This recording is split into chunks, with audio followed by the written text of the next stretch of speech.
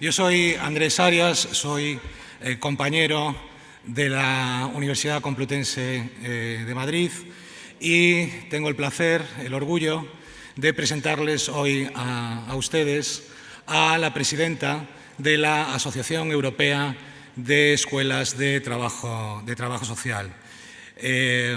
Yo a Su la conozco porque soy el representante español en dicha asociación. Me podría extender muchísimo a la hora de presentar a Su, pero lo voy a hacer muy brevemente porque creo que el protagonismo ha de ser totalmente para ella. Además de a Su, quiero presentaros también a Roberto, que hará labores de traducción. Roberto, junto con otras dos compañeras que también nos acompañan, han tenido la valentía de formar una cooperativa de traductores y van a echar también una mano a lo largo de todo el Congreso. Bueno, Sue Lawrence ha sido la directora del Departamento de Trabajo Social en la Universidad Metropolitana de Londres, donde fue profesora, catedrática de Trabajo Social, realizando una labor muy importante en la difusión del trabajo social internacional. En dicha universidad, en la Universidad Metropolitana, se encargó también de la dirección del doctorado profesional en Trabajo Social Internacional y, como representante de su universidad, tuvo a cargo la coordinación de un importante máster internacional del MACES, del Master Comparative European Social Studies, que se sigue impartiendo todavía y es muy conocido en Maastricht, en Holanda, desde el año 1994. También en su universidad pues ha desarrollado las labores de diseño estratégico de la investigación en el área de trabajo social. Su es trabajadora social y se identifica primeramente como trabajadora social. Y hoy nos va a hablar de la educación en trabajo social. Ella misma es máster en Sociología y Ciencia Política, ¿no? Hoy ya tenemos la fortuna, y si os fijáis en el título de su comunicación y progresos, que es un título en positivo, hoy todos tenemos la fortuna de estudiar másteres en trabajo social y de hacer el doctorado también en trabajo social. Bueno, pues Su en su momento, en el año 85, cursó su máster en Sociología y Políticas Públicas en la North London Polytechnic y desde el año 2001 es miembro de del prestigioso Institute for Learning and Teaching británico y también desde el año 2007 es Fellow del Higher Education Academy.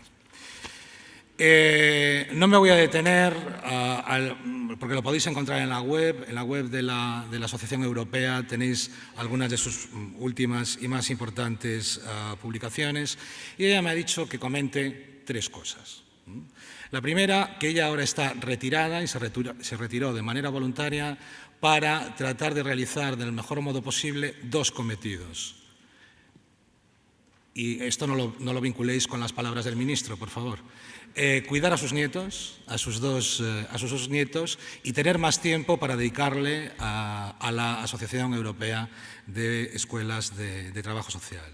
Ella forma parte del board editorial de la European Journal of Social Work y esto también me ha pedido que os lo comente.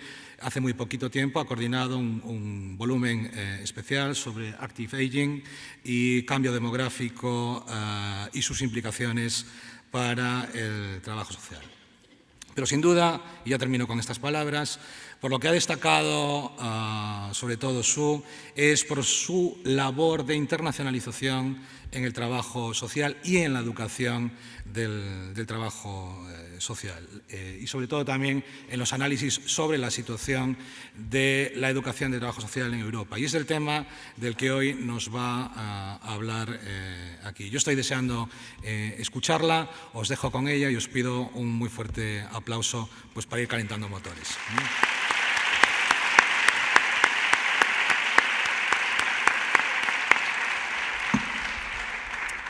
Hola y buenas tardes, queridos compañeros.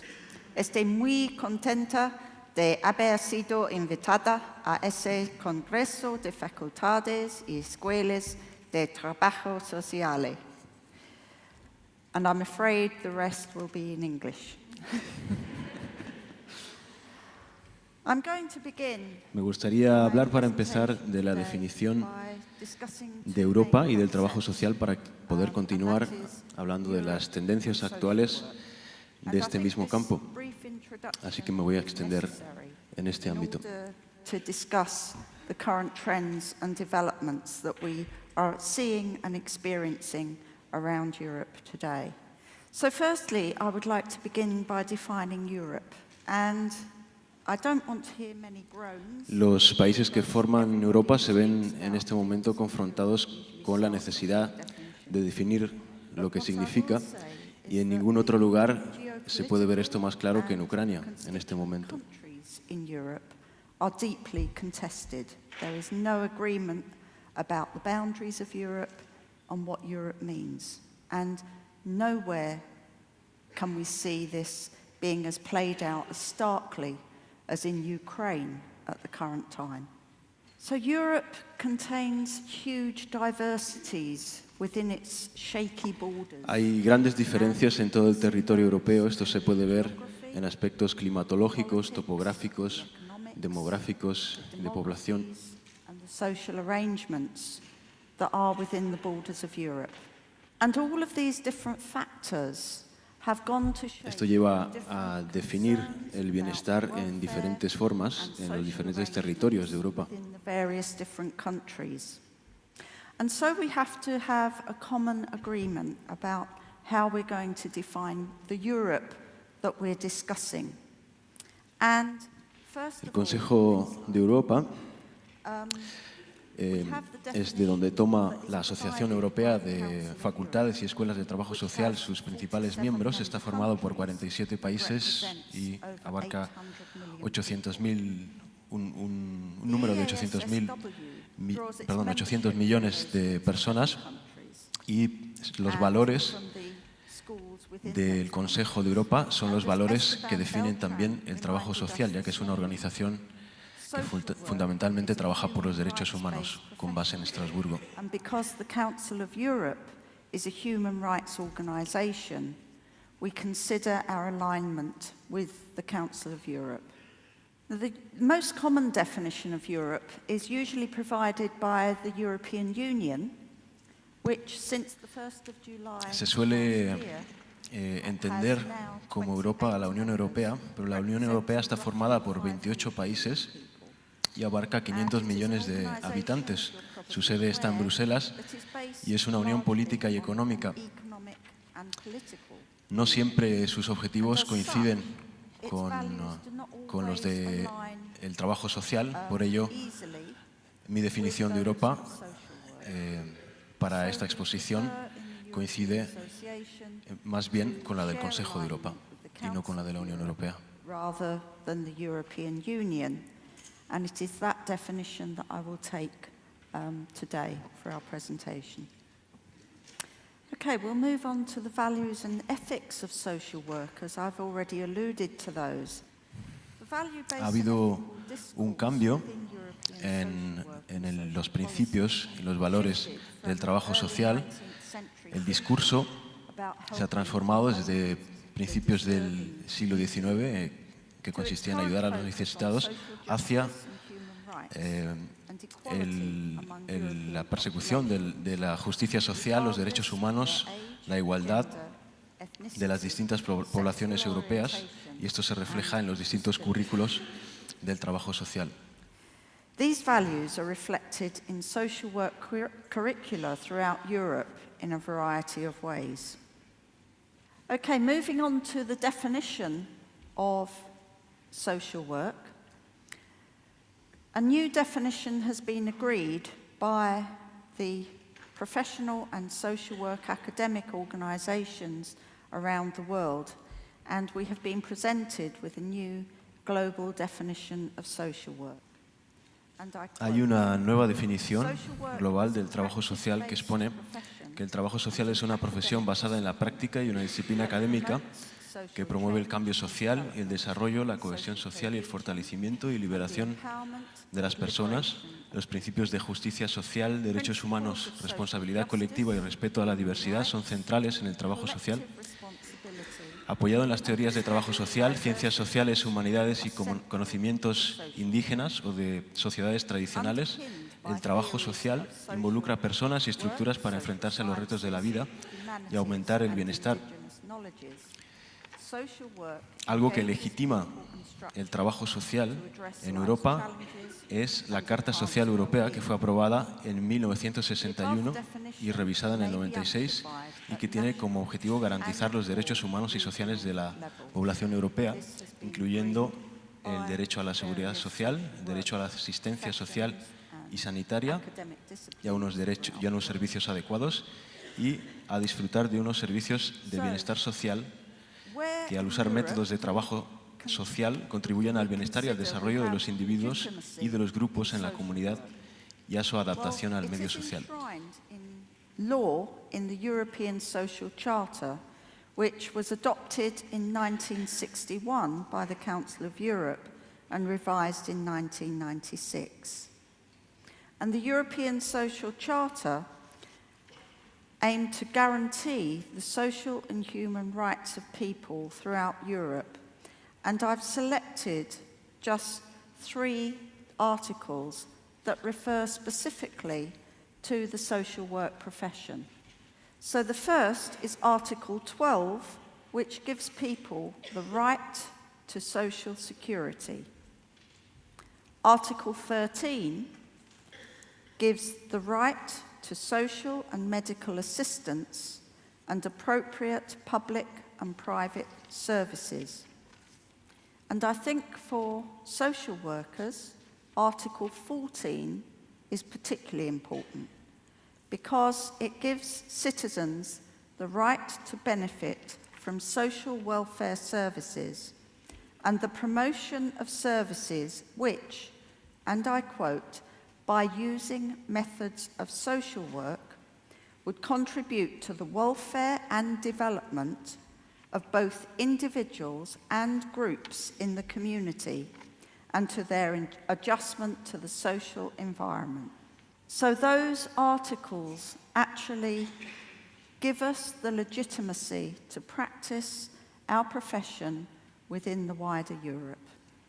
We're now going to speak about social work education, which has a very rich tradition which dates back to 1899 when the first School of Social Work opened in Amsterdam, followed very quickly by courses in a variety of other countries, including Germany and the UK. However, social work education, as we know, was haunted in many countries from the 1930s because of the dreadful social and political events that were happening around Europe at that time. Between the 1950s and 1980s, social work resumed and or expanded in many countries following the Second World War and the overthrow of various right-wing dictatorships. And after 1989, social work resumed in the former USSR countries, assisted by the European Union, the Council of Europe, the International Association of Schools of Social Work, and the European Association of Schools of Social Work. There followed the Bologna process, which we all experienced following the declaration signed in 1999.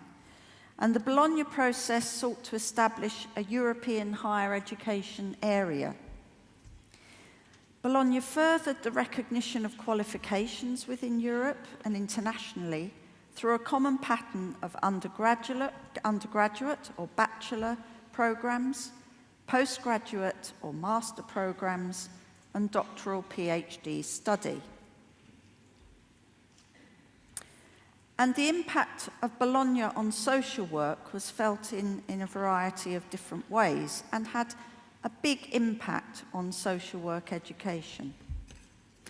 So now what we see is that most social work education qualifying programs, subject to the Bologna Initiative, now conform to a recognised pattern of awards at bachelor and/or master level. They're delivered in the tertiary education sector, mainly but not exclusively in universities or universities of applied science.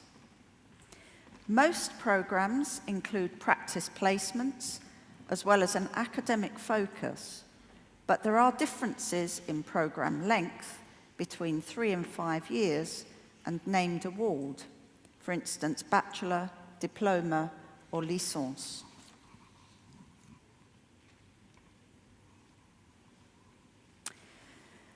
There were intended and unintended consequences of the Bologna process.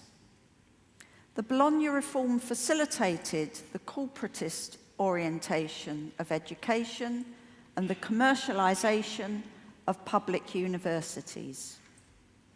It helped to mask, particularly at the time it was introduced, the high rate of youth unemployment across Europe with the expansion of higher education. And we witnessed an ideological shift concerning the purpose of science, seen increasingly as serving the needs of industry and capital through an emphasis on skills acquisition or competence over the potentially transformative intellectual power of critical thinking. However, on the plus side, it provided an opportunity for the rapid academization of social work education. It's without doubt that research has now become far more highly valued within social work departments than it was previously. The internationalization of schools of social work is more widespread, and we've seen a proliferation of postgraduate European courses which have emerged within social work at both master and doctoral level. If we move on now to the European macro-social context in which social work education is located, during the past 20 years, we've seen increasingly right-wing free market policies and the impact of globalization. And because of this, Europe has undergone multi-dimensional welfare state transformations in financing, provision, and regulation, accompanied by an export of jobs from Europe.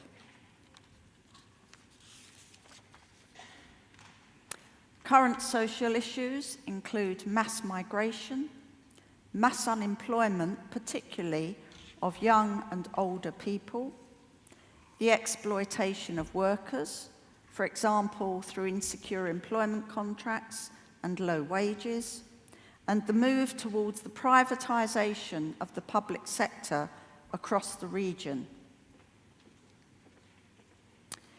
Due to the economic crisis in Europe that was precipitated by banking malpractices in the USA in 2008, poverty and social inequalities are growing, and elements of social Darwinism are returning as the rich grow richer and the deprivation of the poor is individualized and sometimes punished.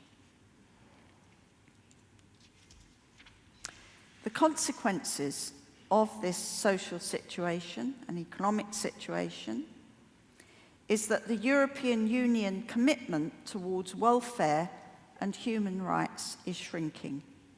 And we've seen this particularly in the European Union, where the original thinking about social Europe that was proposed by Jacques Delors is significantly and gradually being undermined.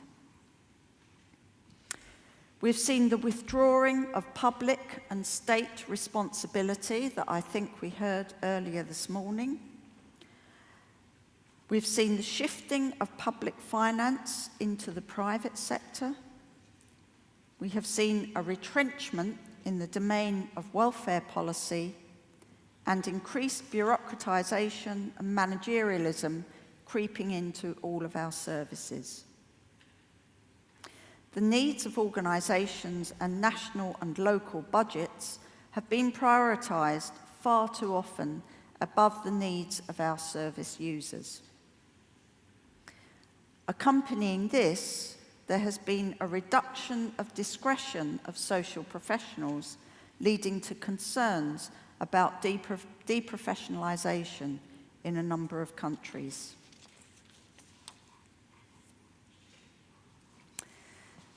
So how has social work as a profession and an academic discipline responded?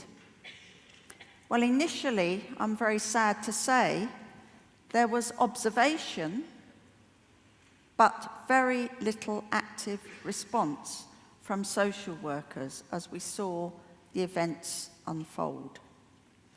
However, very soon, particularly in some countries of Europe, we've seen the re-emergence of a more radical social work that is focused far more on social action and wanted to support our service users in the face of the severe austerity measures.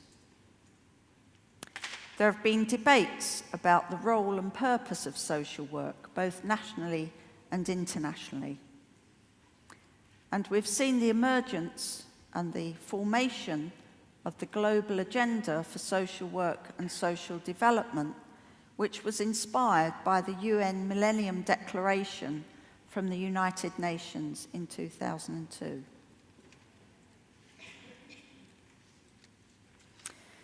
So the Global Agenda for Social Work and Social Development was launched in March 2012 and has since been taken up by countries and professionals around the world. It was founded by 3 international organisations. Next slide.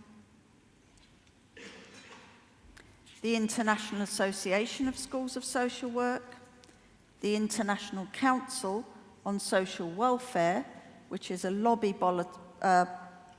organisation focused on social policy, and the International Federation of Social Workers, the practitioners' body at a global level. So, why do we need a global agenda? Well, in the face of the financial crisis and the measures that it saw rise, we wanted to increase the visibility of social work, to increase our influence in order to be able to counter some of the things that were happening, to strengthen and promote social work and social development, and to increase our self-confidence as a profession. I think too often social work goes about its daily business in a very humble and discreet way, respecting the confidentiality of our service users. But we need to learn how to engage with the media in a positive way in order to benefit those that we serve. We wanted to challenge some of the established ways of thinking about social work and social problems, and we wanted to support international, national and regional hacer hincapié en la importancia de luchar contra los efectos de las medidas que se han tomado en Europa en los últimos años. So the Global Agenda has 4 major themes that I hope you might have heard of and may be becoming familiar with. The first is to promote social and economic equalities, to address the impact of oppression, social injustice, and other human rights violations. And this is both at a policy and a practice level. To promote the dignity diversity and worth of all peoples, to strengthen the recognition of the importance of human relationships, and to work towards environmental and community sustainability.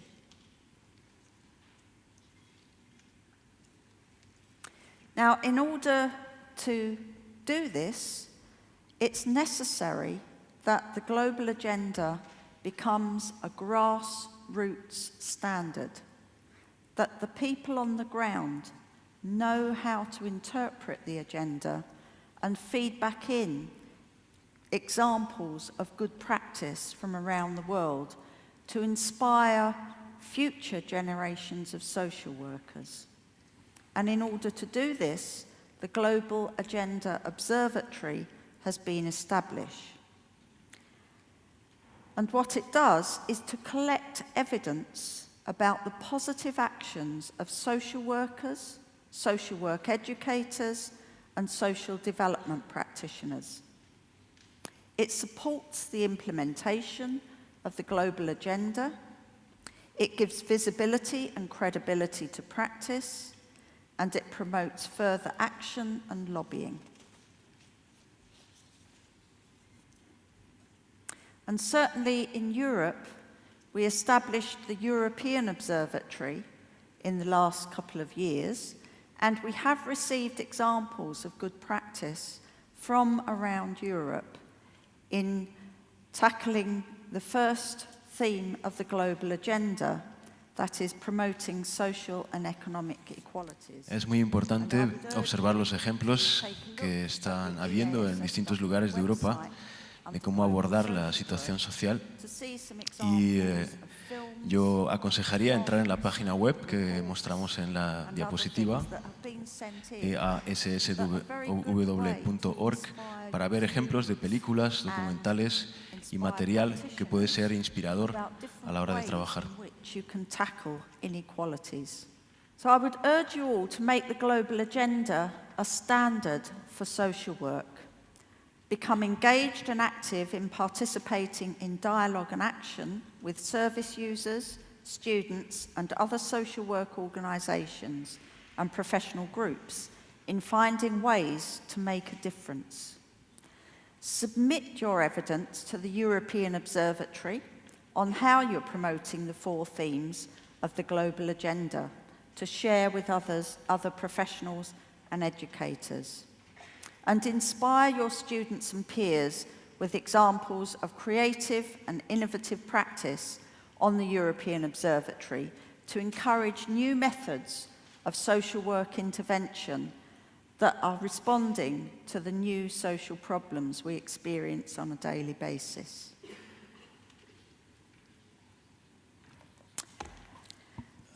The other thing that we need to do collectively is to support social work education, because we recognise in EASSW that in some countries in Europe, social work and social work education are flourishing.